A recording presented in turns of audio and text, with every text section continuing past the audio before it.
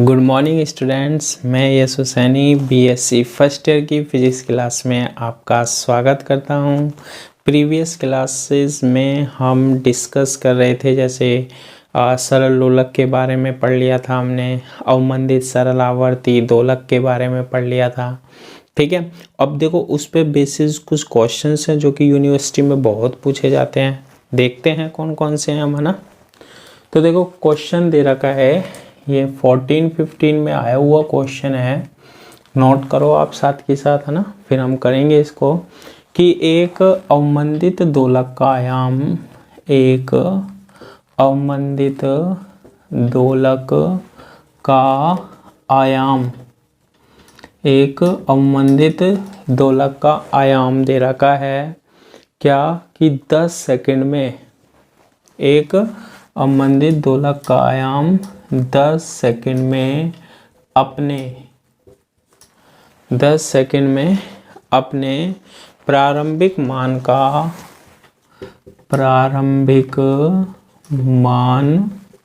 कराया था मैंने, अगर आपने ध्यान से किया होगा तो प्रारंभिक मान का 1/10 रह जाता है, प्रारंभिक मान का 1/10 रह जाता है।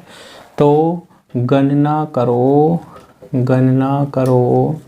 पहला नंबर क्या, अवमंदन नियतांक। पहला तो क्या निकालना है, अवमंदन नियतांक, जिसे मैंने बताया था किससे व्यक्त करते हैं, आर से व्यक्त करते हैं। और दूसरा निकालना है हमें क्या, विश्रांति काल, जिसे हम किससे व्यक्त करते हैं, टो से व्यक्त करते हैं। तो ये दो चीज़ हमें इसमें क्या करनी है, फाइंड आउट करनी है क्वेश्चन में। ठीक है, तो करनी तो पड़ेगी। तो सबसे पहले हम फाइंड आउट करने वाले हैं किसके बारे में, अवमंदन नियतांक के बारे में। देखो अवमंदन नियतांक जब आप निकाल रहे हो ना, तो कैसे निकाल रहे होगे, ये दे रखा आयाम 10 सेकंड में अपने प्रारंभिक मान का 1/10 रह जाता है। आयाम का फॉर्मूला जो था ना, वो मैंने बताया था क्या होता है, a बराबर से x0 इंटू ई की पावर माइनस RT। ये जो e की पावर माइनस RT है, ये अवमंदन को बताता है। अवमंदित सरल आवर्त गति में दोलक जो होता है वो धीरे धीरे क्या होता चला जाता है, रुकता चला जाता है। यानी किसको बताता है, वो अवमंदन को बताता है। और x0 इसका क्या है, प्रारंभिक मान होता है। x0 क्या होता है, इसका प्रारंभिक मान होता है। तो इसी क्वेश्चन में देखो क्या दे रखा है कि एक अवमंदित दोलक का आयाम 10 सेकंड में अपने प्रारंभिक मान का 1/10 रह जाता है। तो आयाम रह जाता है, आयाम प्रारंभिक मान x0, आयाम ये है टोटल आयाम, यानी a जो है ना, वो प्रारंभिक मान का यानी x0 का कितना हो जाता है, 1/10 हो जाता है। और बराबर x0 तो x0 ही है, e की पावर माइनस r, और समय कितना लगता है भैया, उसको 10 लगता है। ऐसा करने पर देखो x0 से x0 कैंसिल हो जाएगा, 1/10 किसके बराबर आएगा, e की पावर माइनस 10r के। और इसको लिख सकते हैं 1/10 इज इक्वल टू 1/e की पावर 10r से। लिख सकते हैं, नहीं लिख सकते, बिल्कुल लिख सकते हैं। यहाँ से हम इसको ऐसे लिख सकते हैं, e की पावर 10r किसके इक्वल होगा, हमारे पास 10 के। e की पावर 10r को इधर गुना किया, e की पावर 10r और 10 इधर गुना करेंगे, ये क्या आएगा हमारे पास, 10 आ जाएगा। अब दोनों पक्षों का क्या लेते हैं, लॉग। तो यहाँ पर हमने लॉग लिया आधार e, और e की पावर कितना आएगा, 10r बराबर से लॉग ले लिया e और 10। ऐसा मैंने लॉग क्यों लिया, देखो जब भी e आ जाए ना, e की पावर आ जाए, आप लॉग लेने की कोशिश करे करो, क्योंकि क्वेश्चन में वैल्यू निकलना बहुत आसान हो जाता है फिर। तो मैंने लॉग ले लिया दोनों तरफ, log e की पावर 10r और log e क्या, 10। जब भी log e और ये e होता है, इससे ये कैंसिल, क्या बचता है, 10r is equal to log e 10।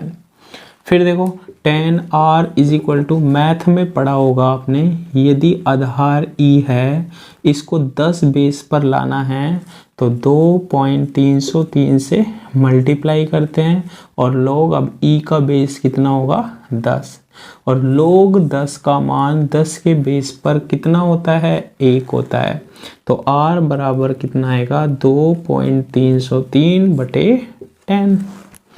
आएगा या नहीं आएगा? बिल्कुल आएगा।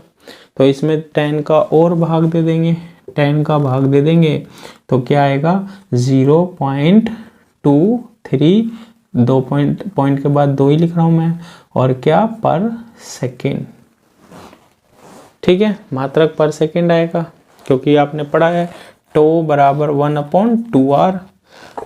टो क्या होता था समय, और अवमंदन समय का व्युत्क्रम होता है, इसलिए पर सेकेंड लिखेंगे। सेकेंड इसमें क्या निकालना है, विश्रांति काल। देखो विश्रांति काल ही निकालना है। विश्रांति काल क्या होता है, to is equal to 1/2r। ठीक है, तो 1/2 इंटू r की वैल्यू कितनी है 0.23 है। r की वैल्यू कितनी है सॉरी तो देखो r की वैल्यू कितनी है 0.23 है। इसमें हम क्या करेंगे, वैल्यू रख देंगे, तो टो आ जाएगा 2.17 क्या सेकेंड। इस तरीके से हम क्या निकाल लेते हैं, विश्रांति काल निकाल लेते हैं। ठीक है, ये आया हुआ क्वेश्चन है यूनिवर्सिटी में, तो ये क्वेश्चन मिलेगा आपको देखने को जब आप एग्ज़ाम दोगे। इसके बाद हम नेक्स्ट क्वेश्चन देखते हैं। देखो बहुत ही इम्पोर्टेंट क्वेश्चन करने वाले हैं हम आज की क्लास में, और क्वेश्चन को ध्यान से सुनना है, सोल्व मैं कैसे कर रहा हूँ, बाकी तो आप कर ही लोगे। एक क्वेश्चन है, ये भी यूनिवर्सिटी में आया है बहुत बार। ठीक है, क्वेश्चन क्या है कि कोणीय आयाम वाले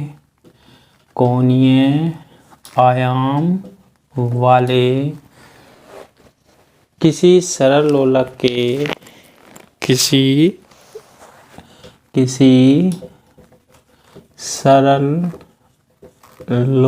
के कोणीय आयाम वाले किसी सरल लोलक के आवर्तकाल में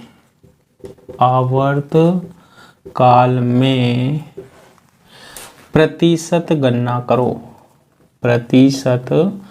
गणना करो।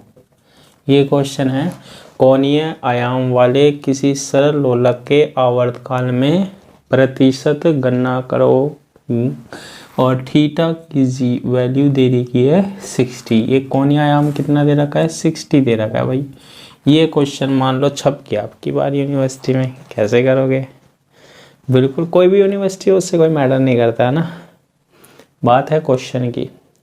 तो देखो ये जो क्वेश्चन है ना, इसमें एक वर्ड मिल रहा है सरल लोलक। ओ सर ये तो हमने प्रीवियस क्लास में पढ़ा है, बिल्कुल पढ़ा है, उसी का ही उपयोग करना है हमें। फॉर्मूले का क्या फॉर्मूला निकला था बताओ? इसका फॉर्मूला निकला था आवर्तकाल का, सरल लोलक का आवर्तकाल। इसका मैंने आपको फॉर्मूला बताया था, और जो आवर्तकाल होता है ना वो t बराबर से क्या होता है t0 होता है इंटू 1 + 1/4 साइन स्क्वायर थीटा 0/2। ये थीटा 0/2 आया था या नहीं आया था? अब देखो प्रतिशत परिवर्तन जो होता है ना, उसकी कहानी क्या है वो सुन लेना। प्रतिशत परिवर्तन क्या होता है, कैसे निकालेंगे?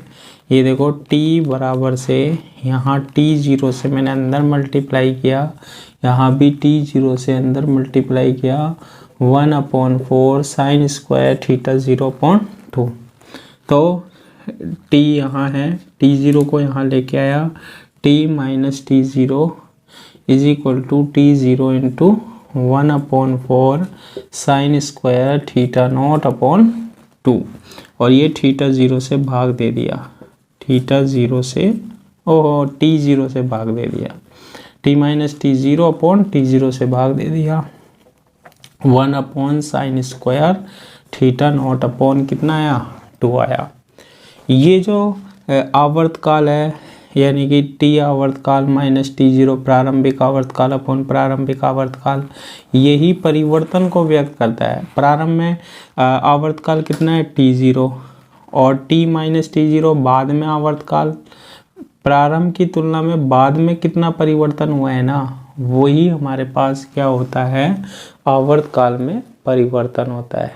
प्रारंभ में कितना है टी जीरो, बाद में कितना होगा टी माइनस टी जीरो, तो यही आवर्तकाल में क्या होता है हमारे पास परिवर्तन होता है। तो T minus T zero upon T zero बराबर 1 upon 4 sign square theta 0 upon 2 बन जाएगा, बिल्कुल बन जाएगा। अब देखो प्रतिशत की बात करें ना इसने, तो T minus T zero upon T zero, इसको हम किससे मल्टीप्लाई करते हैं 100 से मल्टीप्लाई कर देते हैं। तो यहाँ भी 100 से मल्टीप्लाई करना पड़ेगा, 100 upon 4 sign square theta naught upon क्या बन जाएगा 2 बन जाएगा, बनेगा। अब देखो थीटा नॉट की वैल्यू कितनी दी हुई है 100 अपॉन कितना 4 और यहाँ है साइन थीटा 0 कितना हुआ है क्वेश्चन में 60 यानी 60 अपॉन 2 का होल स्क्वायर, स्क्वायर है ना तो होल स्क्वायर लिख दिया, यानी ये बनेगा 100 अपॉन 4 और साइन कितना 30 का स्क्वायर। बन रहा है या नहीं बन रहा, बिल्कुल बन रहा है, ठीक है। और साइन 30 की वैल्यू कितनी होगी वो भी लिख देते हैं हम। देखो 100 है, 100 में 4 का डिवाइड करो 25 इंटू साइन 30 की वैल्यू होती है 1/2, साइन 30 मीन्स 1/2, तो स्क्वायर है तो 1/4 और ये किसकी वैल्यू है T minus T zero upon T zero into 100 का। टी जीरो क्या है प्रारंभिक आवर्तकाल और टी माइनस टी जीरो आवर्तकाल में प्रारंभ की तुलना में बाद में कितना चेंज हुआ उसका प्रतिशत निकाल लिया, ठीक है। और हम 25 में 4 का भाग देंगे तो ये आता है 6.25% में। इस तरीके से हम इस क्वेश्चन को क्या कर लेते हैं सोल्व कर लेते हैं। ये जो क्वेश्चन आता है ना ये डिफरेंट थीटा 0 की वैल्यू पर आता है कि जब थीटा 0 की वैल्यू 30 है ना, या फिर और भी कोई वैल्यू है 90 है, तो उस कंडीशन में हमारे पास जो परिवर्तन होता है ना प्रतिशत परिवर्तन, वो कैसे फाइंड आउट करते हैं हम ज्ञात करते हैं, वो इस तरीके से फाइंड आउट कर लेते हैं। इसके बाद हम नेक्स्ट क्वेश्चन पर चलते हैं और ये जो नेक्स्ट क्वेश्चन है हमारे पास, ये भी हमारे पास बहुत ही क्या होने वाला है इम्पोर्टेंट होने वाला है, ठीक है। तो नेक्स्ट क्वेश्चन पर आते हैं हम। देखो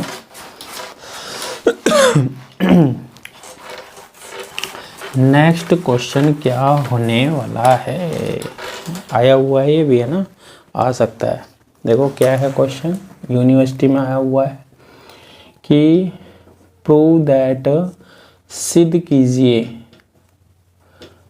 है ना, प्रूव करना है हमें। क्या प्रूव करना है कि अवमंदन के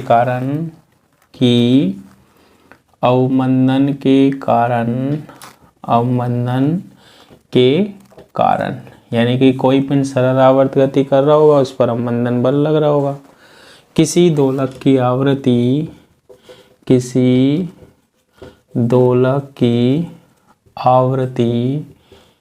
12.5 अपॉन क्यू स्क्वायर प्रतिशत, क्या लिख रखा है 12.5 अपॉन क्यू स्क्वायर प्रतिशत कम हो जाती है,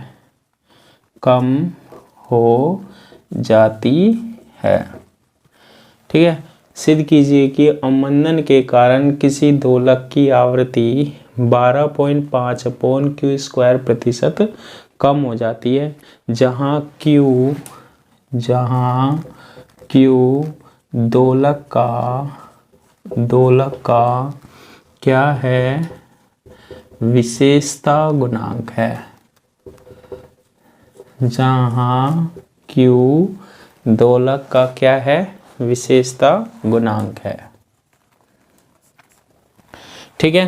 तो इस क्वेश्चन बस ये लिखेगा मिलेगा आपको, और अब इसको आपको क्या करना है, सोल्व करना। कैसे सोल्व कर लेंगे, देखो हमने अवमंदित दोलक के लिए, अवमंदित सरल आवर्ती दोलक के लिए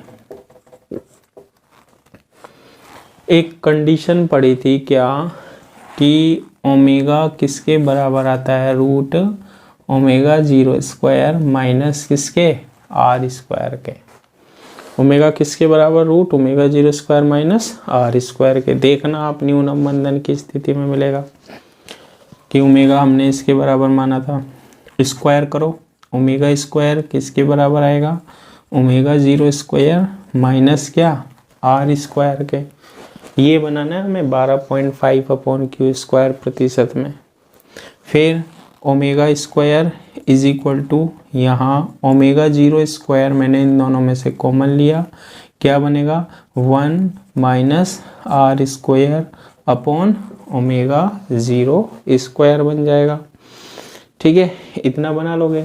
और ये ओमेगा स्क्वायर को मैं यहाँ अपॉन में ले आता हूँ इसको, तो ये बनेगा omega square upon omega 0 square is equal to 1 minus R square upon omega 0 square. ये किसकी वैल्यू आ गई हमारे पास, omega square upon omega 0 square की। अब क्वेश्चन में हमें क्यू लाना है। क्यू होता है विशेषता गुणांक, क्वालिटी फैक्टर होता है। ये बताता है कि मुक्त दोलन कितने होंगे, है ना, मैंने आपको बीच में पढ़ाया था कहीं। तो इसमें हम क्या करते हैं, वैल्यू पुट करने की कोशिश करते हैं, विशेषता गुणांक बनाने की कोशिश करते हैं। देखो विशेषता गुणांक का जो फॉर्मूला मैंने आपको कराया था ना, वो क्या बनाया था कि क्यू जो होता है ना, वो ओमेगा 0 टो के बराबर होता है। तो क्यू को हम लिख सकते हैं किसके बराबर, ओमेगा 0 अपॉन 2r के, क्योंकि टो बराबर क्या और होता है 1 अपॉन 2r। विशेषता गुणांक जो है Q, वो किसके इक्वल लिख सकते हैं हम, Q0 अपॉन 2r के। यहाँ से मैं r की वैल्यू निकालता हूँ। r की वैल्यू क्या आएगी, ओमेगा 0 अपॉन क्या 2Q आएगी। आएगी ना, अरे आएगी क्यों नहीं यार। Omega square upon omega 0 square is equal to, ये किसके इक्वल आएगा, देखो बराबर, ये आएगा 1, तो यहाँ लिखेंगे 1 माइनस आर स्क्वायर की वैल्यू, आर ये है, तो क्या आएगा ओमेगा 0 स्क्वायर अपॉन स्क्वायर करो 4 इंटू क्या क्यू स्क्वायर, और नीचे क्या है ओमेगा स्क्वायर भी है, ओमेगा 0 स्क्वायर से ओमेगा 0 स्क्वायर कैंसिल, तो omega square upon omega 0 square किसके इक्वल आएगा, 1 माइनस 1 अपॉन 4 क्यू स्क्वायर के क्या आएगा, बराबर आएगा। अब इसके बाद हम इसका क्या हटा देते हैं, रूट हटा देते हैं, मतलब स्क्वायर हटा देते हैं, तो यहाँ आएगा 1 माइनस 1 अपॉन 4 इंटू क्या क्यू स्क्वायर की पावर हाफ। स्क्वायर है ना, स्क्वायर हटाया तो यहाँ पर क्या लग गया, रूट लग गया। अब देखो ये अगर रूट लग गया तो इसमें हम सोल्व करते हैं, क्योंकि ये बनाना हमें द्विपद प्रमेय लगाते हैं। 1 प्लस एक्स की power n is equal to 2 पदों तक 1 प्लस एन एक्स, तो omega upon omega 0 is equal to 1 minus ये आगे आएगा, तो 1 अपॉन कितना बनेगा 8 क्यू स्क्वायर बनेगा, बन जाएगा ना, 1 माइनस 1 अपॉन 8 क्यू स्क्वायर बन जाएगा। लेकिन क्वेश्चन में देखो हमें प्रूव क्या करना है, 12.5 अपॉन क्यू स्क्वायर। उसे प्रूव करने के लिए हम क्या करते हैं, देखो 1 अपॉन 8 क्यू स्क्वायर को इक्वल से पहले ले आते हैं, तो 1 अपॉन क्या बनेगा 8 Q square is equal to, और ये इक्वल के बाद ले जाते हैं 1 minus omega upon omega 0, 1 upon 8 Q square is equal to omega 0 क्या हो गया एलसीएम तो ये बनेगा ओमेगा 0 माइनस ओमेगा। ये भी किस में परिवर्तन है, देखो आवृत्ति में, अभी जैसे पहले आवर्तकाल वाला पढ़ा था हमने, सेम है ना, परिवर्तन है या नहीं है। तो क्या आएगा, omega 0 minus omega upon omega 0 की वैल्यू 1/8 क्यू स्क्वायर परसेंट में निकालो। Omega 0 minus omega upon omega 0 percent के लिए हम किससे मल्टीप्लाई करते हैं, 100 से। तो 1/8 क्यू स्क्वायर इंटू 100 से भी मल्टीप्लाई कर दिया।